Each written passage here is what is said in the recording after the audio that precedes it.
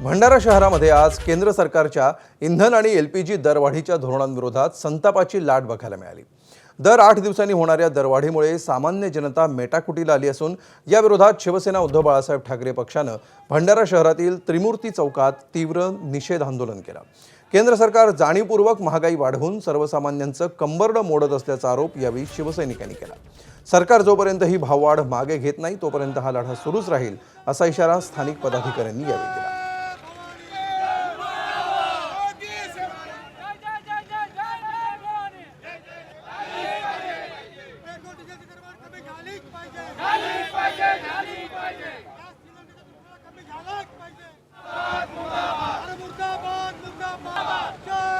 केंद्र शासन नुसतं पेट्रोल डिझेलचे भाव वाढवत नाहीये, तर पेट्रोल डिझेलच्या माध्यमातून ज्या जीवनावश्यक वस्तू आहेत, रोजच्या दैनंदिन कामासाठी लागणारा भाजीपाला असेल, तेल तिखट मीठ असेल, डाळीचे भाव असतील, सर्वच बाबतीमध्ये महागाई वाढताना दिसत आहे। आणि त्याच्यामुळे सामान्य माणसाचे जगणं या देशामध्ये दिवसेंदिवस कठीण होत चाललेलं आहे।